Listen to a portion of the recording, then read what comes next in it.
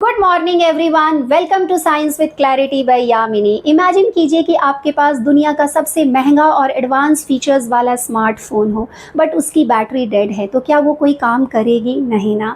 उसे काम करने के लिए क्या चाहिए? एनर्जी चाहिए, मीन्स बैटरी चाहिए। उसे आप पावर से कनेक्ट करोगे तो फिर वो चार्ज होगा और फिर आप काम कर सकते हो, है कि नहीं? तो हमारा बॉडी भी कुछ ऐसा ही है।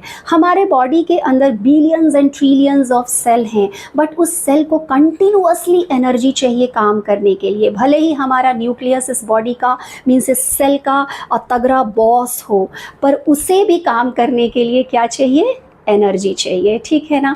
कहाँ से मिलती है उसे एनर्जी? जानते हैं इसे, और मिलते हैं आज हम the secret generator of our body, mitochondria से, जिसका काम होता है हमारे बॉडी के लिए एक एनर्जी का प्रोडक्शन करना। हमारे हर सेल्यूलर एक्टिविटीज़ को काम करने के लिए एनर्जी चाहिए, और वो एनर्जी यही माइटोकॉन्ड्रिया प्रोवाइड करता है। तो चलिए जानते हैं कुछ माइटोकॉन्ड्रिया के बारे में। ये रहा हमारा माइटोकॉन्ड्रिया। माइटोकॉन्ड्रिया एक्चुअली यहाँ हम देख रहे हैं ये सिलेंड्रिकल शेप का है, बट बेसिकली ये डिफरेंट शेप्स में भी प्रेजेंट होते हैं। जैसे हमारे कार्डियक सेल्स में ये इलोंगेटेड होते हैं, हमारे लिवर सेल्स में ये सी शेप के होते हैं, है ना। तो जनरली हम जब कंसीडर करते हैं तो इसे हम सिलेंड्रिकल शेप का। तो ये रहा हमारा माइटोकॉन्ड्रिया। माइटोकॉन्ड्रिया सराउंडेड रहता है डबल मेम्ब्रेन से।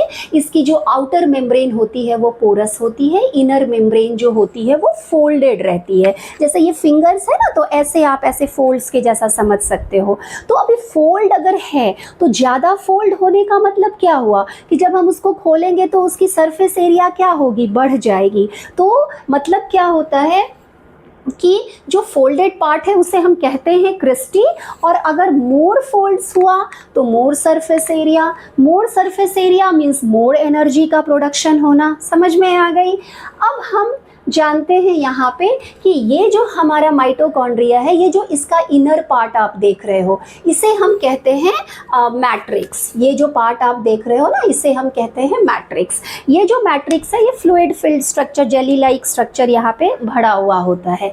इस मैट्रिक्स के अंदर प्रेजेंट होते हैं हमारे, यहाँ आप देख सकते हो नॉब लाइक स्ट्रक्चर्स है, जिसे हम कहते हैं ऑक्सीजोम्स या फिर एटीपी सिंथेज। ये एटीपी सिंथेज कुछ और नहीं, ये एक एंजाइम है जो कि एटीपी मशीन के जैसा काम करता है।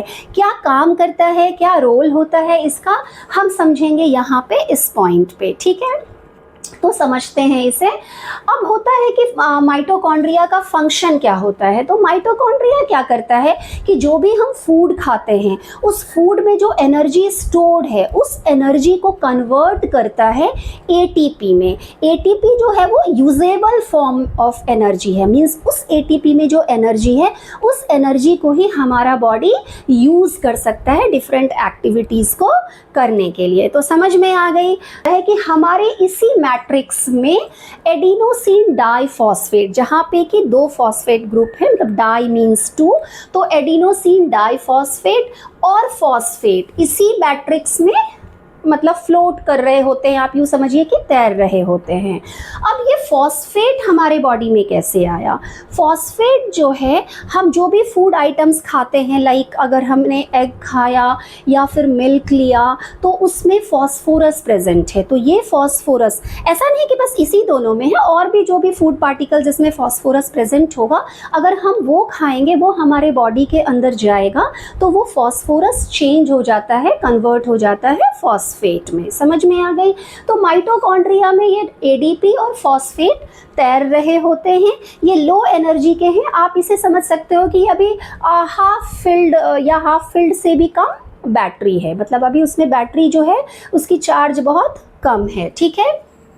अब होता क्या है, हम जो फूड लेते हैं और जो ऑक्सीजन हम कंटिन्यूअसली सांस ले रहे होते हैं, तो जब ये फूड और ऑक्सीजन मिलता है, माइटोकॉन्ड्रिया क्या करता है, इसी ऑक्सीजन का इस्तेमाल करता है इस फूड को बर्न करने में। तो जब ये फूड बर्न होता है तो एनर्जी प्रोड्यूस होता है, मतलब गर्मी होगी, एनर्जी रिलीज हुआ। तो जो ये एनर्जी प्रोडक्शन होता है, इस एनर्जी का, इस पॉइंट पे ध्यान से समझिएगा, इस एनर्जी का इस्तेमाल एटीपी मशीन जो है, अब इसका यहाँ रोल आ गया। ये एटीपी मशीन जो हमने फूड और ऑक्सीजन खाया उससे जो एनर्जी निकली, उस एनर्जी को यूज़ करता है एडीपी और फॉस्फेट को जोड़ने में। मतलब कि फिर से समझिएगा, एटीपी सिंथेज एक एंजाइम है, वो एक मशीन है जो कि एडीपी और फॉस्फेट जो अभी फ्लोट कर रहे हैं उसको मिलाता है, जोड़ता है। कैसे? उसको चाहिए होगी एनर्जी, और वो एनर्जी मिलती है हमारे फूड एंड ऑक्सीजन के। ऑक्सीजन जब इसको बर्न करता है तो जो एनर्जी का प्रोडक्शन हुआ, तो फिर यहाँ पे इस एनर्जी को मिलाता है और बन जाता है हमारा एडिनोसिन ट्राइफॉस्फेट। समझ में आ गई? और ये जो एडिनोसिन ट्राइफॉस्फेट है ये हाई एनर्जी कंटेंट का है। इसमें बहुत सारे एनर्जी जो है वो स्टोर्ड है, मतलब अब ये जो है फुल्ली चार्ज्ड हो गया है। यहाँ पे अब इसमें 38 एटीपी जितने जो एनर्जी होते हैं वो स्टोर्ड रहते हैं। ठीक है, अब इस एनर्जी का ही इस्तेमाल होता है हमारे बॉडी के वेरियस एक्टिविटीज़ को चलाने के लिए। जैसे कि आप हम समझ सकते हैं कि मसल का जो कॉन्ट्रैक्शन होता है, दिन रात हम दौड़ रहे हैं, भाग रहे हैं, उठ रहे हैं, तो इसके लिए क्या चाहिए? मसल हमारा कॉन्ट्रैक्ट एंड एक्सपैंड करता है, जिसकी वजह से हमारी मूवमेंट होती है। तो मसल कॉन्ट्रैक्शन, हार्ट बीट जो हो रहा है, ग्रोथ है, सेल डिवीज़न है, एक्टिव ट्रांसपोर्ट है, तो इन सारे फंक्शंस को करने के लिए, और भी अदर फंक्शंस हैं, उन सभी को करने के लिए जो एनर्जी की रिक्वायरमेंट होती है वो कहाँ से मिलती है? वो इसी एटीपी में स्टोर्ड रहती है, और यही एनर्जी उन्हें ये एटीपी जो है वो देता रहता है। इसलिए हम इसे कहते हैं energy currency of the cell. समझ में आ गई? तो अब क्या होता है कि हमारे सारे काम हो गए। अब जैसे ही हमने अपना काम किया, ख़त्म कर लिया, तो अब हम जब रिलैक्स्ड हुए तो फिर से जो इसमें जो एटीपी जो स्टोर्ड थी वो तो हमें काम करने के लिए एनर्जी दे रहा है, तो अब ये भी तो धीरे धीरे इसकी भी जो बैटरी जो फुल है वो धीरे धीरे क्या होगी? कम होगी। तो फिर से ये वापस एडीपी और फॉस्फेट में टूट जाता है। ठीक है ना? और फिर वापस जब हम खाना खाते हैं, ऑक्सीजन तो कंटिन्यूअसली ले ही रहे हैं, तो ये जब कंबाइन होता है तो फिर क्या होता है? ये एटीपी बनता है। तो ये एक कंटिन्यूअस साइकिल है जो चलती रहती है। समझ में आ गई? अब हम समझते हैं कुछ फन फैक्ट्स के बारे में। ठीक है ना? कि ये जो हमारा माइटोकॉन्ड्रिया है इसे हम power house of the cell कहते हैं, क्योंकि ये एक मतलब समझ लो कि फैक्ट्री के जैसा है जहाँ पे कि एनर्जी का प्रोडक्शन होता रहता है, इसलिए हम इसे क्या कहते हैं? Power house of the cell कहते हैं। अब दूसरा है कि इसके पास खुद की डीएनए एंड राइबोसोम्स होती है। मतलब कि यहाँ बहुत ध्यान से समझिएगा कि इसके पास खुद की डीएनए एंड राइबोसोम्स होती है, इसलिए हम इसे सेमी ऑटोनोमस ऑर्गेनल्स कहते हैं। सेमी का मतलब होता है पार्शियल या हाफ, और ऑटोनोमस का मतलब होता है सेल्फ गवर्निंग या इंडिपेंडेंट, आप समझ सकते हैं। ठीक है ना? तो मतलब क्या है कि हालांकि ये अपना खुद का प्रोटीन और डीएनए, जो भी इसके पास डीएनए है, तो ये खुद की प्रोटीन की सिंथेसिस कर सकता है जब इसको कभी इमरजेंसी सिचुएशन में। बट 95% जो प्रोटीन की रिक्वायरमेंट होती है माइटोकॉन्ड्रिया को, वो उसे कहाँ से मिलती है? न्यूक्लियस से ही मिलती है। ओनली 5% जितना ही जब कभी इमरजेंसी आई तब ये खुद की प्रोटीन का मतलब सिंथेसिस करता है। समझ में आई? अब हम इसे ऐसे भी समझ सकते हैं कि जैसे मान लो कि हम अगर दौड़ रहे हैं, दौड़ने में हमें ज़्यादा एनर्जी चाहिए, हम हाँफते हैं, दौड़ते हैं, तो ज़्यादा एनर्जी चाहिए होती है, तो माइटोकॉन्ड्रिया क्या करता है वैसे सिचुएशन में? अपनी डीएनए की एक फ़ोटोकॉपी तैयार करता है। ठीक है ना? इसे अच्छे से समझिएगा।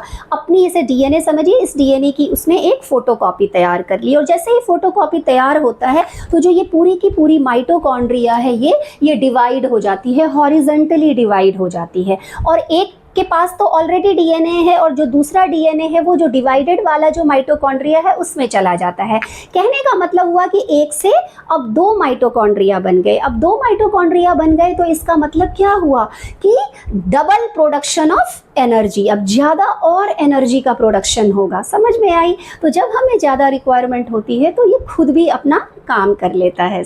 ठीक है? तो इमरजेंसी सिचुएशन में ये अपना प्रोटीन सिंथेसाइज कर लेता है। अब यहाँ ये समझना है कि in humans mitochondria inherited almost entirely from the mother, मतलब ह्यूमंस में जो है मोस्टली जो माइटोकॉन्ड्रिया इनहेरिट होते हैं वो अपनी मदर से आते हैं उनमें। और मसल सेल्स के पास ज़्यादा माइटोकॉन्ड्रिया होता है, उनके पास माइटोकॉन्ड्रिया की नंबर जो होती है वो ज़्यादा होती है। तो समझ में आ गई हमारे माइटोकॉन्ड्रिया के बारे में कि माइटोकॉन्ड्रिया कैसे means power house of the cell है, ये एक सेमी ऑटोनोमस ऑर्गेनल्स है क्योंकि इसके पास डीएनए और राइबोसोम्स भी प्रेजेंट होते हैं, ठीक है ना। अब मेरा सवाल आप लोगों से है कि क्या हमारे बॉडी में आरबीसी के पास माइटोकॉन्ड्रिया है, क्योंकि मैंने ये ऑलरेडी अपने शॉर्ट वीडियो में पढ़ाया हुआ है। अगर आपने नहीं देखा है तो आप वहाँ जा कर के विजिट कर सकते हैं और देख सकते हैं, और कमेंट में मुझे इसका आंसर ज़रूर बताइएगा। और अगर वीडियो आपको ज़रा भी अच्छी लगी हो तो प्लीज़ इसे लाइक शेयर एंड सब्सक्राइब करना ना भूलें।